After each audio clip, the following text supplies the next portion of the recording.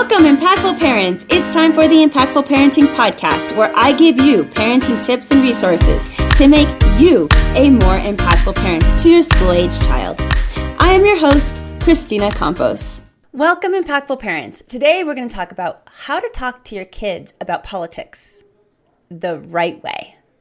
Hello, my name is Kristina Campos. I'm founder of The Impactful Parent, and I help parents of school-age children who want to be one step ahead of their kids to turn their chaos into connection with their adolescent. I'm a mom of four, a teacher that's taught every grade from preschool through high school, and today I help moms and dads like yourself to navigate that exhausting, confusing, frustrating, but rewarding world of parenting. So welcome to The Impactful Parent. And today I have a special guest. Her name is Lindsey Cormack. Lindsay is the author of a book called How to Raise a Citizen and Why It's Up to You to Do It. She is an associate professor of political science and the director of diplomacy lab at the Stevens Institute of Technology. Now, I'm happy to have Lindsay on the Impactful Parent stage today to talk to us about how we should be talking to our kids about politics. Because guess what? The schools really aren't anymore. So that means it's up to us as parents. Let's see how we need to do it right.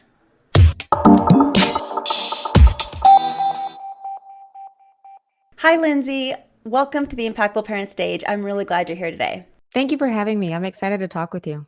All right, let's get started. Can you please provide me an overview of the importance of discussing politics with kids, whether they're 6 or 18, especially in the world today? Because I feel like parents are either at one extreme or the other. They're either, I'm not going to talk about it, the schools are going to do it, and politics is a taboo subject in our house, or the children are immersed in whatever politics that the parents are immersed in.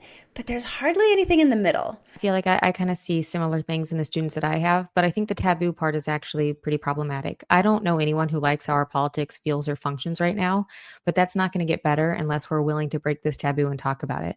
I kind of think about it like a medical emergency. Like if you have something going wrong medically, you're going to talk to someone about it and seek other opinions and try to figure it out together. And we're in like a little bit of a civics emergency, but if we're unwilling to talk about it, nothing's going to get better. Some parents, on the other hand, are taking the other extreme and really immersing their kids. And everybody has an opinion. Many parents want to influence their children with their own opinions because, well, frankly, we all think that our opinion is the right one. But what do you say to those types of parents? Are there any downfalls for this type of parenting where you're actively influencing your child with some political views? Yeah, so we know that, we want to impart our own values to our kids. That makes sense. It's like kind of the whole enterprise is we're raising little beings and we hope that they see the world in similar ways that we do. The thing that's tricky about doing it on politics or partisanship is that emerging research shows that you're not even really going to be successful if you try it. It's like a 50-50 chance. You'll have some kids who are like, yeah, sure, I see it the same way as mom and dad. And some that will rebel and say like, no, I see it totally opposite. And so I don't like to think about raising partisans. I think the big game is raising citizens because the kids can pick the parties that they like. Parties change over time, personalities change, issues change. What's better is if we prepare them to navigate the system. And that's why citizenship is more important than partisanship to me. What if parents don't want to impose their opinions on kids and instead they want to encourage their child to come up with their own conclusions? How can parents do this? Are there any common misconceptions or mistakes that parents, or even educators for that matter, that they make when discussing politics with children? How can we empower our kids to develop their own political opinions and critical thinking skills while still providing that guidance and context? So I think that's something I hear a lot in the parents I talk to is I want them to be able to come to their own conclusions. And I think that's like a fully healthy way to approach this. I think by not talking about politics, though, that doesn't necessarily give them the room to come to their own conclusion. It sort of models that like this doesn't matter or it's unimportant or you don't care about it. And so that's why I think it's important that you talk about these structures, not necessarily who's your favorite candidate or your least favorite candidate, but they need to see you caring about your community. And part of that is caring about your politics. There's other parents that are very concerned about bad political influence. And this can range from just about anything, borderline untruthful commercials to influences from teachers and friends, TV. I mean, the list goes on. So how can we protect our kids from these influences, and what should we be looking out for? And in terms of like protecting them from harmful things, I think that's actually really hard. We all know that we live in a very varied media diet where like you're going to see different things than I'm going to see, which is going to be different than your kids, different than my kids.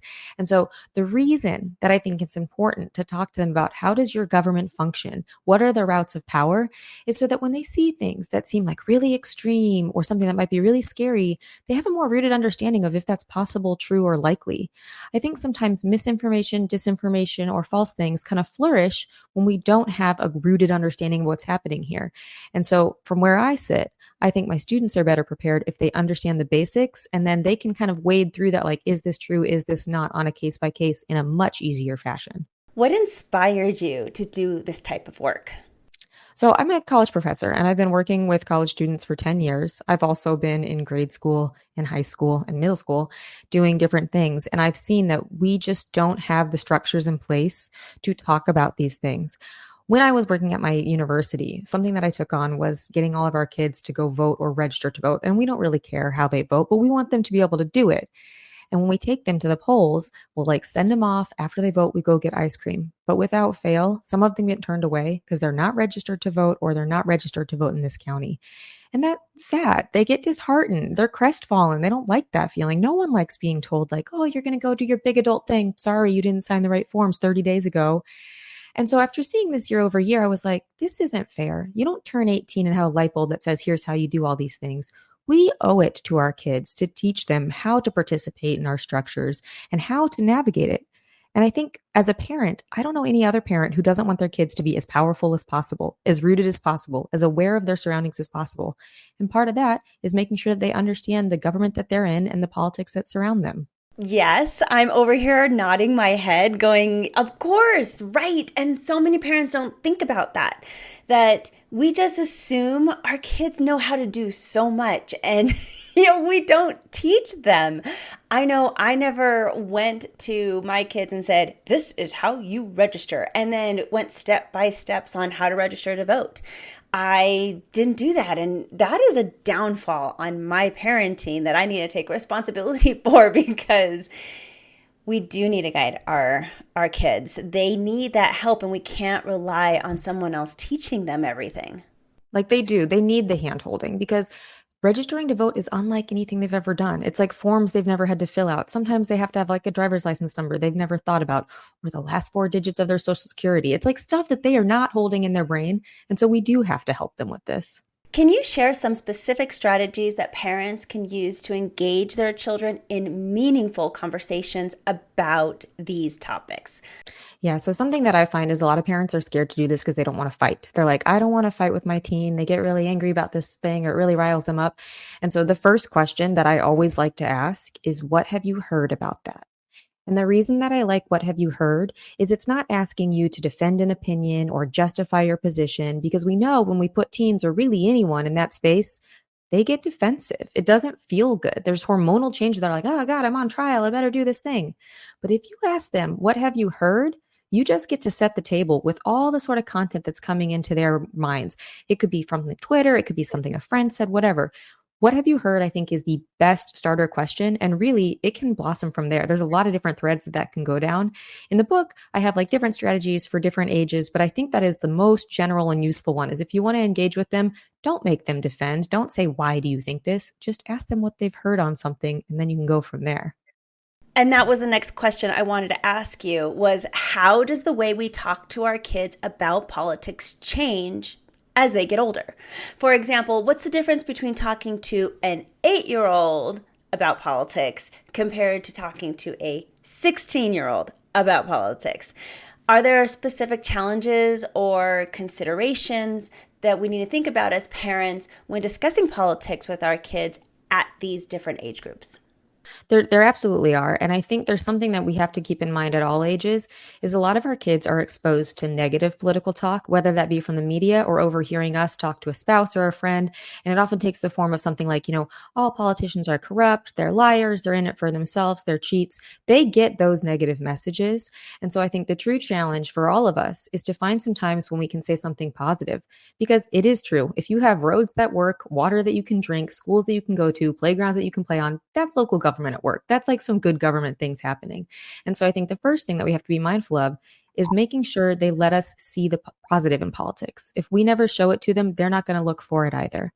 Now, when we're talking about like a young child versus an older child, I like to think about it in 3 steps. From 5 through 9, you're just sort of building vocabulary, and they really like personalities versus concepts. They want to know, what is a president? What is a governor? That's something schools usually don't tell them. What is a mayor? That's something they maybe see on a cartoon that they might watch. But giving them those just basic vocabulary building blocks so that they can build on that. When they're in that 10 to 14, you can start with the concepts. You can start thinking about, like, what does it mean to have one person, one vote? Do we live up to this ideal? Is it a democracy? Is it a republic? What are the parts of those things that matters? Those are questions that those kids can grapple with. And then I think when you get to that 15 to 19, it's really about these programmatic on the ground skills they have to know. How do you register to vote? What is the difference between a primary and a general election? What is the idea of federalism? And then I do think that every child, before they leave your home, should read the Constitution. And a lot of people think, they'll do it in schools. They'll do it in schools. On average, they don't. Many adults themselves haven't read it. It's only about 19 pages long. And it's our charter of government. And so I have a whole chapter in the book that's like, look, you have a lifetime to do this work with them. Here's how you might consider doing it. Here's questions you can ask along the way. But I think those things are sort of the pieces our kids need to know so that they can go into the world and be as powerful as possible. Wait a second, Lindsay. Did you just say that the Constitution is only 19 pages long? Yeah, if you print it out on like 8.5 by 11, it's not that long. Wow, mind blown. Let's just put it that way. I always just thought the Constitution was long and boring and, complicated, all the things. But I am loving that I am learning something new from you today. Now let's get to your book, How to Raise a Citizen and Why It's Up to You to Do It. Tell me, how do you hope this book will empower parents to address the gap that we're talking about, the civic know-how gap? I think there's 2 big things. One is I think we need to know that it is a problem. And that's why it's up to you to do it. My daughter actually came up with that second title because a lot of us think like, schools will take care of this. They'll figure that out in schools. It's going to be fine. But what's happening in schools is for every $50 that's spent on STEM, 5 cents is spent on civics. Compared to every other subject that's taught in schools, civics gets the least amount of instructional time. It's something where we scaffold every other skill from kindergarten through 12. We teach little bits and then we build and build and build. Civics, what we mostly do is wait till the second semester of the senior year of high school and say, here's everything you need to know about government. Be gone. And so it's something where it's like, we need to realize that this is not happening. If we want to change our politics, we're going to have to take this on. And it's not me saying schools can't do this or schools shouldn't do it. It's just that they're not right now. And so parents really have to step up and take this on as a parenting responsibility. That's like my true and biggest goal is that we sort of recognize that if we don't like the way that things are going, it's up to us to change it. And we have to start doing that work with our kids because a lot of us were raised thinking that these conversations were off limits, like they were taboo with like sex or drugs or alcohol. And I don't think that's helpful because we know where we're getting right now and it's just not going to get better unless we change. We cannot reiterate how important it is for parents to do this teaching because it's not getting done in schools anymore. And so many parents are in the dark about that.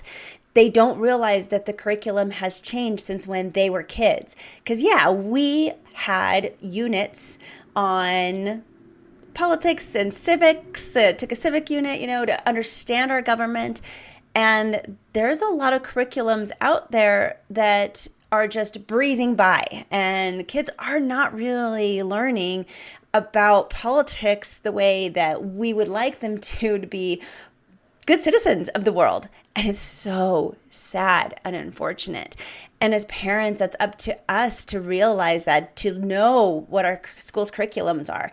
But I'm telling you, as a blanketed statement right now, parents, there's not a lot of school districts putting a focus on this. So if you have one that's doing that, kudos to them. Make sure you're telling them that you like this part of the curriculum. And more often than not, we need to be checking this ourselves and it's not even going to be there. It's really sad. It feels unfair to go through K through 12 and then graduate into a system that they didn't teach you how it works. That doesn't feel right to me. But I do think parents have a role in the problem that schools have. When I was doing this book, I had 5 research assistants and we interviewed teachers like K through 12 social studies teachers from around the United States. And something that we heard repeatedly is that teachers are somewhat afraid of talking about these things in the classroom because of the potential for a child to hear something, go home to a parent, even if it's like a very basic, here's the 3 branches of government, the Congress is first. A child comes home and says like, my teacher doesn't like the president because they said the Congress is the better branch. And then that turns into like an inflamed Facebook group or emails to an administrator or principal, or even emails and harassment to the teacher themselves. So their incentives are a little bit hard right now because of the way that a lot of parenting has changed and was exacerbated in the pandemic when there was just so much oversight about what's happening in Zoom school and you can email and text your teachers all the time. So we are a part of that story. It's not just like schools aren't doing this. We kind of do make it hard for them to do this if they have this fear that's like looking over every time they want to talk about something. Yes, parents need books like yours in order to help us navigate this new teachings that we have to do. So let's talk about How to Raise a Citizen, your book. What will we find inside? Where can we get it? Let us know. What are the details? Yeah, so the book, it's set up in 2 parts. The first part is like how we got to this crisis, the consequences of this, like what is at stake, and the role of parents in changing this. I talk about how we got to this civic deficit, and I go through the history of schools from actually the founding of the United States through today. It's like the shortest history of schools you'll ever read, but it's like, here's how we used to do civics, here's what changed. And then I talk about why parents have to be the agents of change, and I give them sort of the constructs to do that, like here's how you can do it. And then in the second part of the book, it's a nod to parents who feel like they don't know enough, because it's actually a primer that says, okay, maybe you feel out of your depth. Maybe you like don't know where to start. Here's the basics. Very quick. You can figure this out. And you just need to model for your kids that you're willing to learn more. And I know it's just helpful if you have a little bit under your belt. And so part 1 is like, here's the problems. Here's how you fix it. And part 2 is like, and guess what? I can help you out on the other things if you feel like you don't know them well enough. So if we get this book, it's definitely going to help us talk to our kids. I think so. I absolutely think so. Where can we find it? So it's out on August 13th, anywhere that books are bought and sold. It's on Amazon and Barnes & Noble and Bookshop and independent bookstores. And yeah, anywhere where books are, it is. Lindsay, this episode has been so amazing. It's very informative, and I'm excited for parents to get this book because this is a great resource for parents, and there's not very many out there when it comes to this particular topic. So thank you for that. And do you have any last words for the audience? Take it on. Be willing to take it on. That's the only thing I want people to think about is like, can I do this? Yes, you can. Even if you don't know enough, you can learn a little bit more and show your kids it's neat to care about these things. We'll all be better for it. I'm glad you decided to be here today. Begin your Impactful Parent journey by downloading the Impactful Parent app. The Impactful Parent app is free so that you can carry help, tips, and parenting resources right in your pocket. And it's a free resource for parents. So go to your phone's app store, search Impactful Parent, and I'll be there. Or you can go to theimpactfulparent.com. And also remember that this is just a small part of what the Impactful Parent offers. Also available are online courses, parent support groups, coaching services, and of course the Impactful Parent app.